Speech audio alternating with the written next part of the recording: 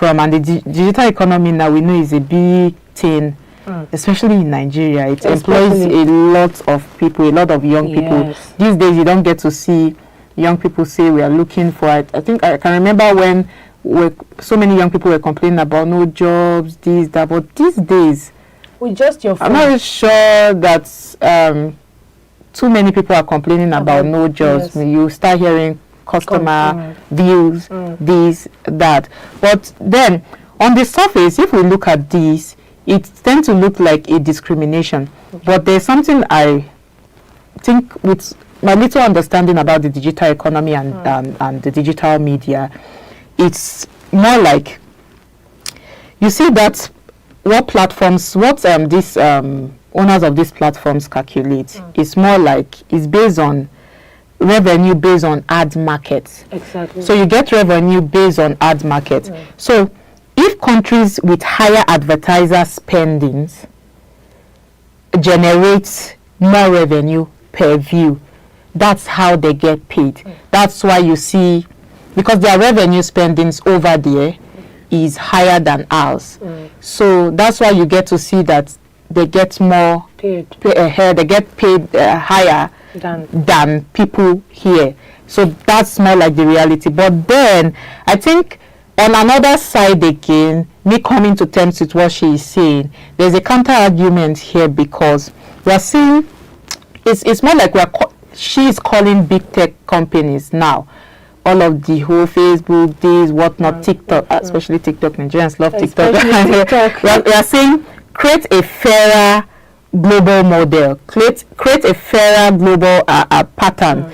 Don't leave Nigerians at the bottom of this, food chain. Make it balance. Make it balance. This is what we are trying to say, because we have people now. The conversation is changing now in Nigeria. Of course. We have so many big names coming out of Nigeria. So many big content creators coming out of Nigeria. So many influential. I don't want to even begin to call names here, but so many influential content creators coming out of Nigeria. And there's something Nigerians even do with content creation.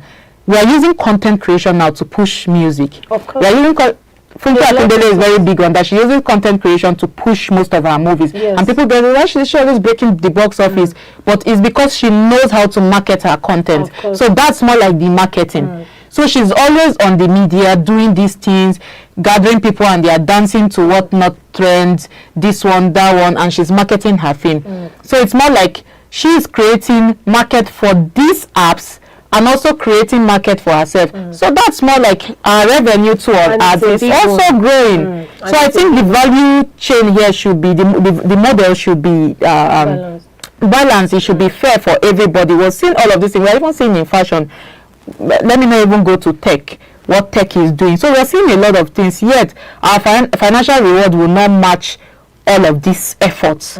It will not match all of this, impact we are making. I feel like Nigerians are creating a whole lot of impact when it comes to the digital media space. So I can stand with Senator Nashata that she is right.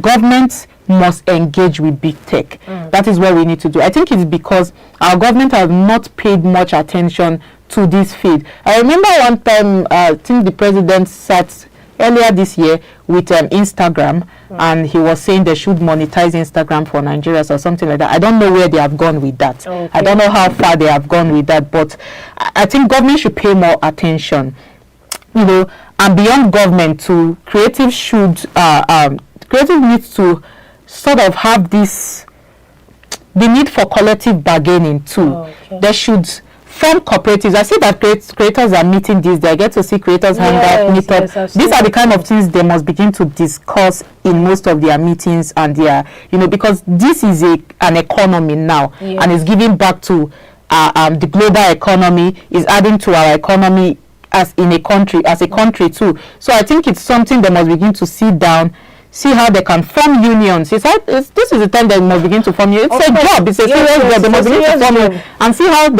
they should kind of enlighten themselves with better monetization knowledge. They should have that monetization literacy. It's very important, because these days is more like, even if they give me 50K for a video, I'm happy with it, I'm cool with it. Nigerians just, we know how to be satisfied with everything. So we're not just talking, this is not just about being satisfied with just anything you get. This is about understanding, knowing your rights, knowing where you must come in, you get. So if, I mean, if maybe even, should I say our African-owned platforms, if they can have that shared revenue, should I say, still more like the meetings I'm talking about, still more like that understanding, I think our revenues will be more equitable.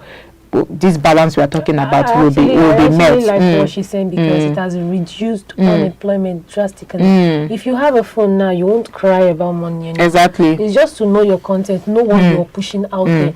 Once what you're pushing is right, and once you're pushing is giving back to you, of course, you will dedicate your time, your effort, and everything. So yes, I think the government should actually look towards that and put that's more just energy, the way to go. They need to support, because leaving youth these days without a job would create a lot of things that a lot of things that we self cannot handle. Exactly. So it is better this way, that they've gotten something for themselves. This actually started with one person, if I'm not mistaken, and it's yielded result, and other people saw how it was. Now you can post something, at the end of the day, get likes, get comments, you know, before you know, you don't need to worry about unemployment. You're in your house and you're making thousands, you're making millions, you don't need to struggle.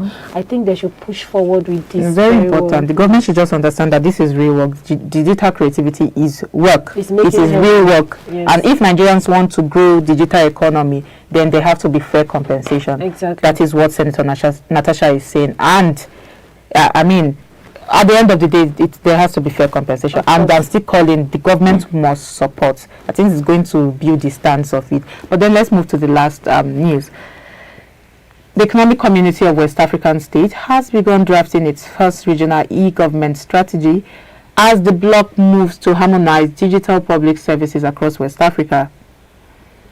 Senior government officials and ICT experts met in Abuja last week to review the proposed framework, which aims to upgrade administrative efficiency and improve public access to essential services. The emerging strategy focuses on building interoperable digital infrastructure, establishing data governance standards, and strengthening shared cybersecurity systems. It also seeks to align national e-government policies, many of which remain fragmented, and to support countries already advancing reforms, from Ghana's digital identification platforms to Cape Verde's electronic administration and Cote d'Ivoire and Senegal's expanding online service ecosystems. If approved, the regional framework is expected to accelerate digital transformation, enhance transparency, and deepen integration across the ECOWAS community. It would enable citizens and businesses to access secure public services more easily, including across borders, reinforcing the organization's long-term vision for a more connected and resilient region. I think this is one of those stories that may not trend on social media. People will not see it, but I mean, it's going to create a long-term impact, and it has to be on everybody's head. In the news before this, we are talking about how the government must come in tune with the digital economy, the digital landscape, and understand what is going on. I mean, and now we are seeing what ECOWAS is doing with a regional e-government strategy.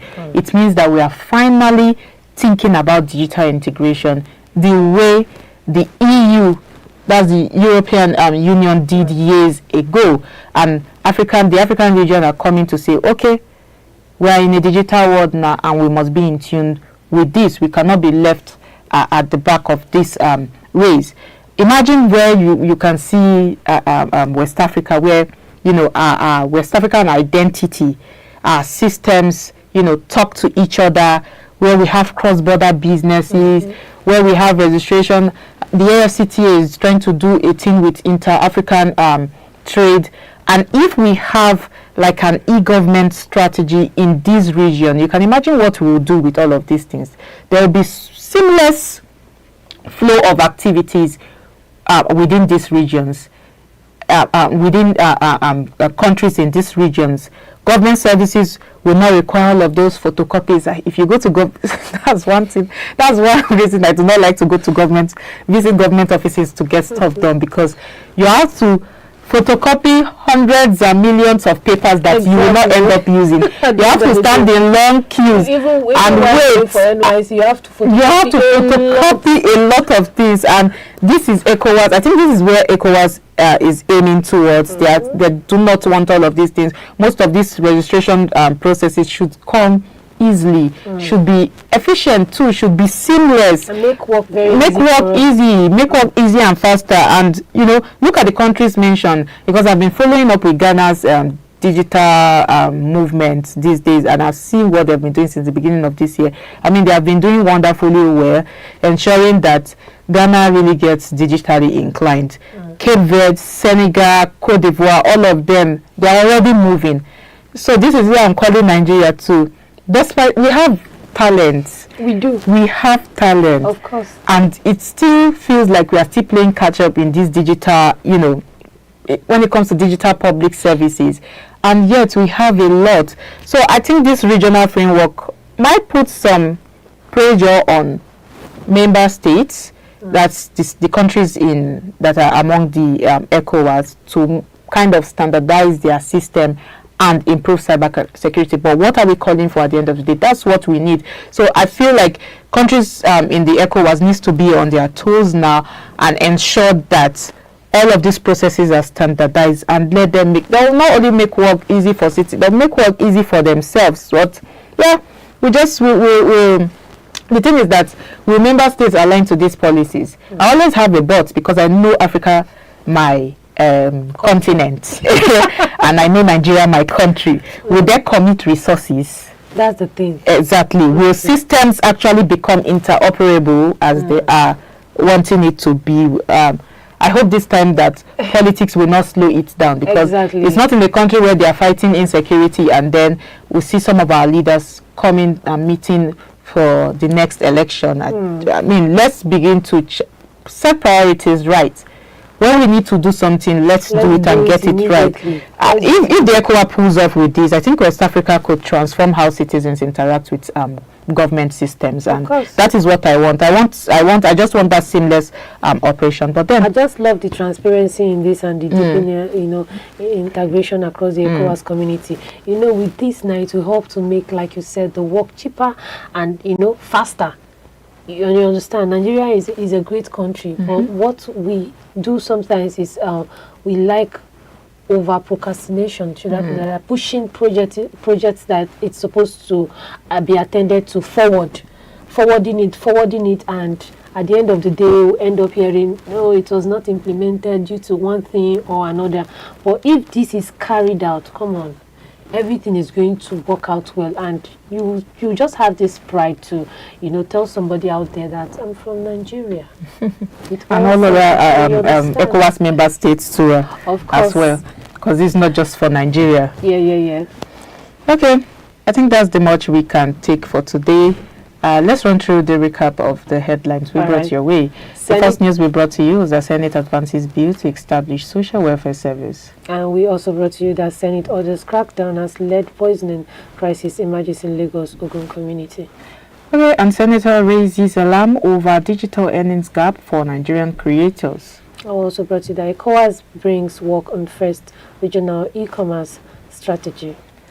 Okay, we'll go on this short break and we'll be back with the discussion segment. Do not go anywhere. Number 3, sustainable tech and green computing.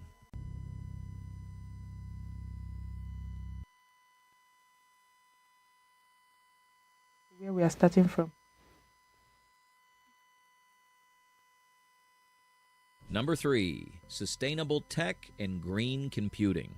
With data centers now consuming around 1 to 1.5% of the world's electricity, efficiency has become critical.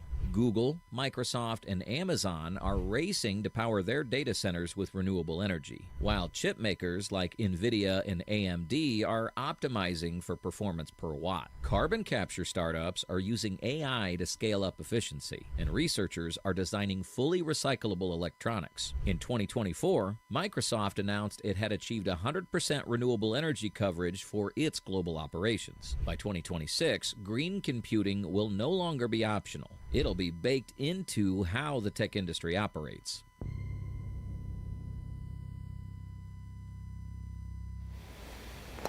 It's good to know you are still there. This is the Idea Morning Digest.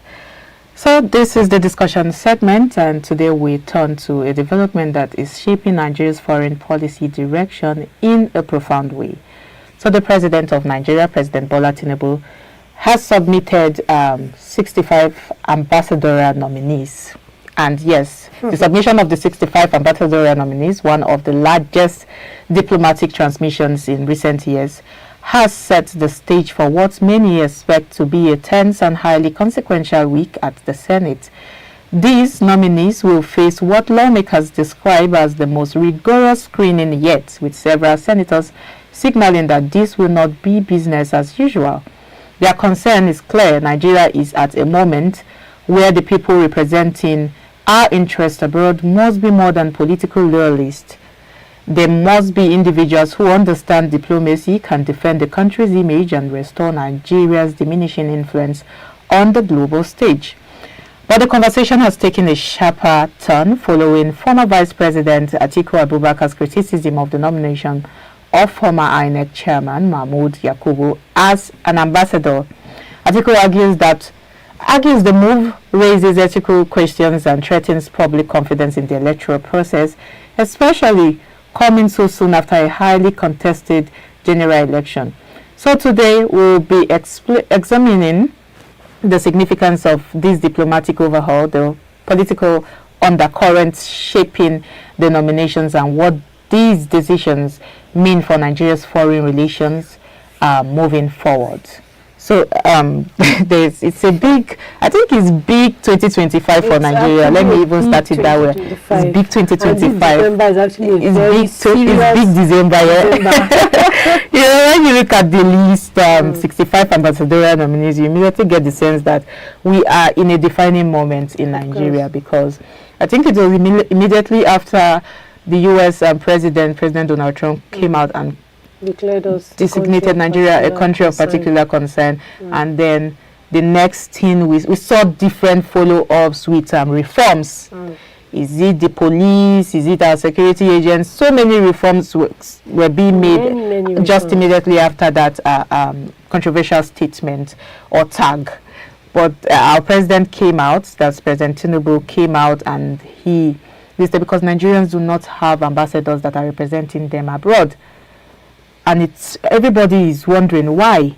Why? How will Nigeria not have representatives abroad? So I think this is a very serious and defining moment for Nigerian foreign policy, not just in Nigeria alone, but Nigerian presence and Nigerian identity outside the world. And you know, the sheer size of the list alone tells you the president wants to reset Nigeria's diplomatic footprint completely. 65.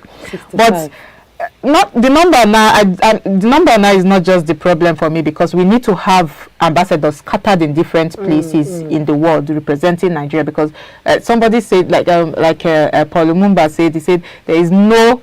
If you go to a country, if you go to any place in the world and you do not find a Nigerian there, please take to your ears, run away, because that country, something is happening there. That country may not be safe, or something is not right about that place. But the question, as always, is reset to what and by whom? Like, I'm asking so many. I always have questions, I know, but these are pertinent questions. These are questions we must ask. Where that's where I think that the Senate steps in here, because the lawmakers are already saying, listen, the screening will not be business as usual. This time around, and they're saying it with all honesty, that it's going to be serious business. There are going to be so many questions asked. We don't just want people to come out and make pledges. They are going to ask so many questions. And I saw how they made Christopher Musa, the new defense minister. He was asked serious and pertinent, very important questions. And according to them, he hits all the questions, and he didn't just answer the questions from answering state. He gave clear, practical, very good answers to those questions. And according to him, the military is going to take immediate action. And I think that that's what Nigerians want to hear. Exactly. We want to hear that ambassadorial postings have been treated, you know, like real business, not just as political compensation. Okay, this person is loyal to this person. Okay, this person has my political interest, or this person is my brother. Okay, come into power. Diplomacy is not about rewarding loyalists. Diplomacy is about protecting national interests, protecting identity, attracting investments too, strengthening our country's relations with other countries, building our economy, building us as a country, ensuring that Nigerians abroad too feel represented and are equally protected too. So I feel like what the Senate is doing, this is where the Senate, however, finally draw the lines and say, okay, we're insisting on competence, but we just hope that this competence is met. We just hope that there is clarity with all of these they are trying to do, all of these reforms, and I feel like it's a welcome shift, if only if they do what is right. And then we have so many things to talk about today. We're talking about political stance, where we've talked about where the Senate stands, but then we have to talk about the political versus, should I say, versus career diplomats. What do you think, Mary? I think at this point, the president is trying to reshape the country. And with this going on right now, everybody can see that it's not business as usual. With what is going on right now, everybody will know that you have to button up, you have to, you know, be ready, because with what has been happening recently, I think this is a good one for us to put ourselves together and start doing things. Let other countries see that, yes, Nigeria is taking shape. We're implementing this, that, here and there.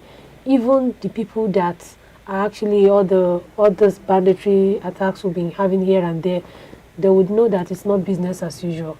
Just like the minister that was just put in place right now, what he said it's not going to be business as usual. I'm going to bring all the banditry attack to book.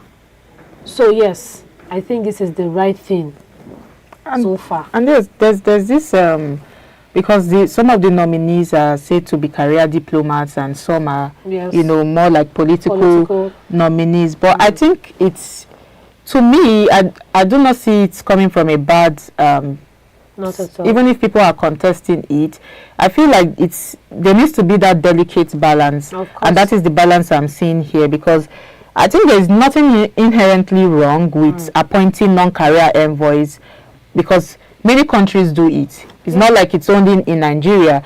So, but it comes with, should I say, it becomes a problem. The only time it becomes a problem is when the political nominees do not come with exposure.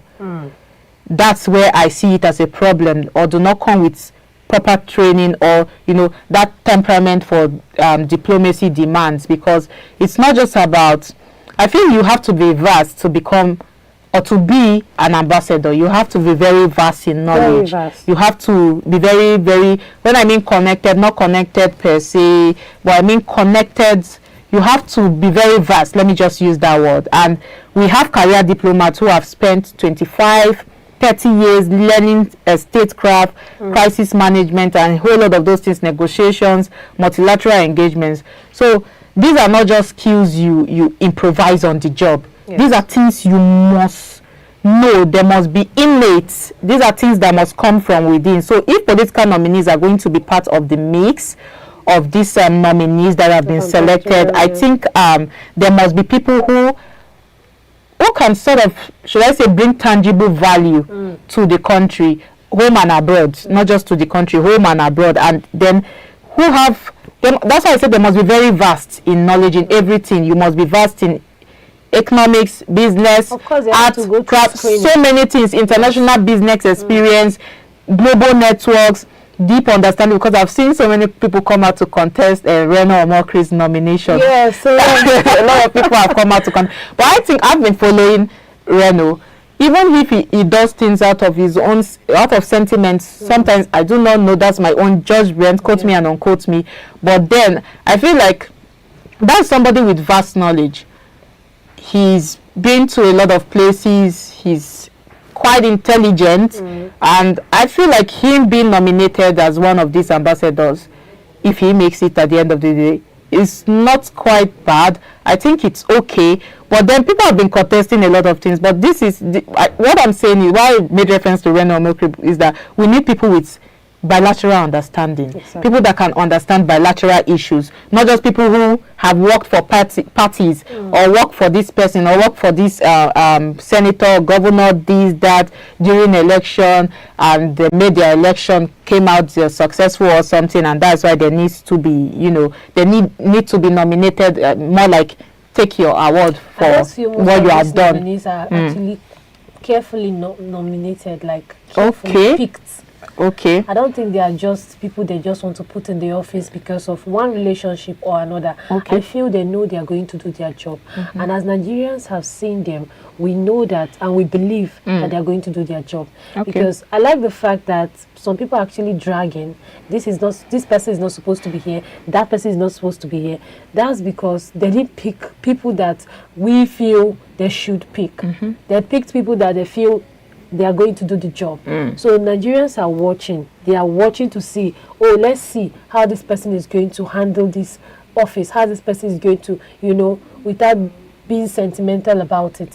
So yeah, we just believe that with this, we're looking forward to a better Nigeria. Of course, we're looking forward to a better Nigeria, because Nigeria has had that, gap. Our embassies have been empty. We've had that gap for quite a while. We've just been having acting head of this scattered in different across the world, in different countries. They're just there, and you begin to understand why Nigerians are frustrated. Who is representing us out there? They'll just pick anybody from any agency or any ministry and say, if there's something that we must be represented outside the world, they'll just pick anybody and say, okay, acting head of this, just go and represent Nigeria. And you go there and you see, somebody told me that he was in COP and he entered one of the delegation room that some young people were not allowed to enter, and he saw the representative. The representative is an older person. He's from one of the ministries in Nigeria, I would not mention, and he was sleeping. Oh my God. And his assistant was tired too, was falling asleep too. God. And he was trying to he came in and he was like, who is representing Nigeria? I saw the person representing Nigeria sleeping. So that's not what we want. We want people that represent Nigeria and not sleep. And very active. Yes, I think these are our frustrations in Nigeria. We want people that will be very active, that understands the job, that understand what they are going out there to do. Our foreign missions have been overstretched. I feel so, and underfunded too. It has been underfunded, and in some cases we have been seriously completely absent from major diplomatic conversations. And this is one of the examples I'm giving. Sometimes it's not even the presence of somebody there, of an individual there physically, it's the presence of the mind. The person may not be interested. He just went there to represent and mark attendance. Nigeria came, they attended, and then the person will be sleeping. And then when we come back, what are we going to give back to Nigeria? What are the reforms? What did you learn? What are we going to effect in our country? There is little to nothing. So I feel like filling these positions is very necessary, but filling it with the right people is what we are calling for, and it is very urgent. But then I want to move to something to a controversy, Atiku and Tinubu controversy here. Now this is where the things gets I think very political. I know we are not really talking about political, but we are talking about representation here. Exactly. We're talking about something that concerns Nigeria, and it's a very critical time for Nigeria. So Atiku Abubakar's criticism of Mahmoud Yakubu's nomination is coming out of thin air, because whether we agree with him or not, he's raising ethical questions. I don't know what people I've not run through Twitter to see what people are saying, but then when I saw this morning, I was like, okay, I think he's raising ethical questions here. Very, very pertinent questions. He's asking, should the immediate past electoral umpire, someone who presided over a deeply contested election in Nigeria's history, be rewarded with a diplomatic position so soon? So to him, he feels like Yakubu is not the man for the job. he knows nothing about being an ambassador. He is just only being rewarded. So this is what Atiku is contesting. And some people may be thinking at this point, I can't wait to see people's comment, may be thinking at this point in time, why should Atiku come out and is this Atiku that is in the right place to say this kind of thing? But I feel like what he's saying is very important, because for many Nigerians, optics matters here. It really does, because trust in electoral process is very fragile. It has weakened very bad. For a long time, nobody has really, so many people have not really trusted in the Nigerian electoral process. But with the last election, I think it became worse. A lot of people did not, it made the system very sort of fragile, and died down a lot of, I think rightly so. I think rightly or wrongly, I don't know, but let me just put it rightly or wrongly. Feel the suspicion that political reward is being dressed as diplomacy, rightly or wrongly, because we were seeing this so many at times, where people get rewarded with positions for what they have done, get rewarded because maybe they made an election successful. And I think beyond personalities involved here, the real issue is, how do we separate governance from political payback? If that is the case here, we're trying to, award this person with this position or this whatever because they have done something to it. I think we should just, it will not help Nigeria grow at this point in time. We need more than competence. More so, if I should even put it that, we need more than competence. At this point, we need people who are very passionate. I didn't want to use the word passion before, because I don't want to sound so sentimental, but we need people who are passionate about the job, who are very, very passionate. How do we maintain, with this case that Atiku has raised, I began to think, so many questions came to my mind, like, how do we maintain an electoral system that feels impartial if key actors are immediately absorbed into political appointments? We should create the balance, so it doesn't seem like, okay, it is because of this electoral, because of the election, you did this for me and then you're rewarded this. Let's find that balance, like we said before. Let's make everything fairer. Let the debates start. Let's see what they have to say, because we saw it with the defense minister, the new defense minister. Everybody said, this is the man for the job, this is the man for the job, but that didn't just solve the case, in as much as everybody believed in him. But he was called, and we heard his manifesto, we heard he was questioned, we heard his answer, and everybody say, this is the man for the job. I think that has rightly set him for the job, that this is the man for the job.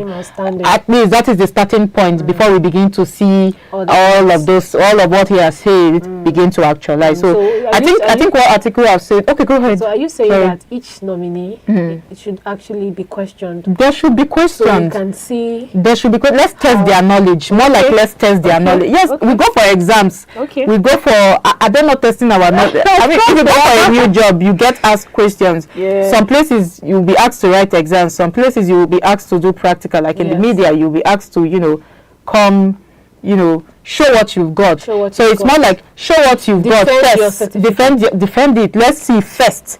I think the article is asking this is a very legitimate conversation. All right. I think he's asking legitimate question, and the Senate will have to confront it, whether they like it or not. Of course. They have to. They have to. But then what does this mean for Nigerians abroad? What do you think this means for Nigerians abroad? I think Nigerians abroad, if I'm there right now, will be very proud. Yes, and I will have this confidence. We're having this conversation. Yeah. I'm going to have this confidence in my country that yes, at it all, when I have challenges, when I have issues, I have somebody to stand in for me. I can go to the embassy proudly and say I have a Nigerian that will stand for me. Now, as a person, I have confidence in my country that I'm not alone. Whatever I'm doing, I'm no longer alone. They can give account of me, and over there, they're going to be very proud of this decision. Whether they are dragging it or not, I don't know, but for all the nominees, they are going to be very proud of this decision. That's what I think. I mean, this even carries my mind back to, because my father is a diplomat, so this carries my mind back to when, Nigerians were very strong, were like a diplomatic powerhouse. Talking of the time of the Obasanjo time. I'm not a smug. But then that's to digress a little bit. Let's move to, not to digress too much. But then, you know, it carries my mind back then when Nigeria was more like a very strong diplomatic power. Should I use this word? Nigeria was Nigerian. Nigeria was Nigerian. Truly, Nigeria was Nigerian. Then the time with Obasanjo. Okay. President Obasanjo then, when he was president, did a lot for Nigeria. Okay. Now, we've moved through times when Nigeria led peacekeeping. When Nigeria did a lot of things, we led peacekeeping missions.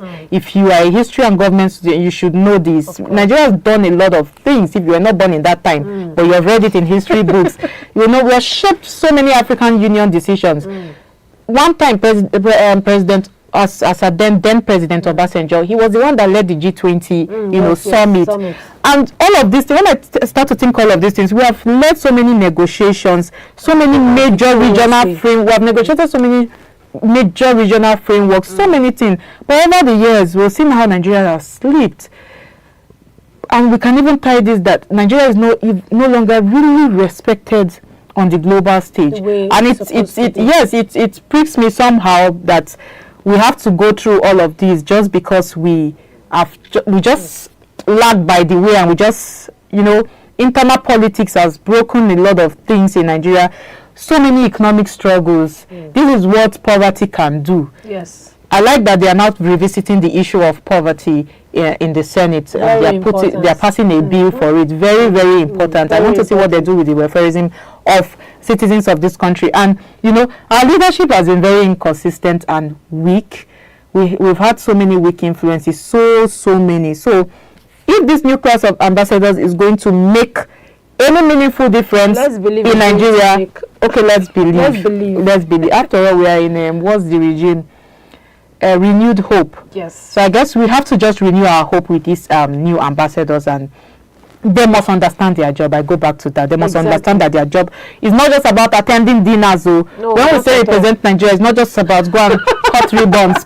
We have opened one new place. No, we are tired of all of those things. We want to see practicality. Exactly. It's about being Nigeria's face, being Nigeria's advocate, pushing our name. Making us proud. Make us proud with the right strategy. Being Nigeria's strategist at this point in time. Bring investors back to the country. Do all of these things. And I think if we get it right, we've gotten it right. But if we get it wrong, it will become another season of political patronage.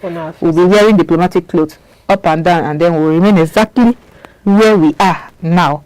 But then, I think we've said a lot. Mary, I don't know if you have. Yeah, we've actually said a lot. You have actually dissected everything. And I believe that our viewers understand very well. And yes, we're looking forward to a better Nigeria, a very better Nigeria. Okay, so that's the much we can take for today. We would like to hear your thoughts as well. What do you think about this critical time in Nigeria? What do you think Nigeria needs? What do you think we need the most in its ambassadors? What do you think Nigeria needs the most in its ambassadors? What are you looking to see come out from these ambassadors and bring back to the country too? Because it's a critical time, and I repeat, it's a critical time for Nigeria. Should these nominees be scrutinized? Should they be tested? Should they be asked so many questions? What do you feel their impact will be? Join our conversation on all our social media platforms, on Twitter, Facebook, Instagram, YouTube at Idea Television, and you can watch the replay of this episode on YouTube and Limex. You can also follow this discussion and share your views using the hashtag Idea Television or Idea Morning Digest, hashtag Idea Morning Digest. Share your views, share what you think about today's program, what you think about today's topic. But that's much we can take for today. My name is Cynthia Bassi, and I have been with Mary Ojimajo. Okay, and we say bye for now.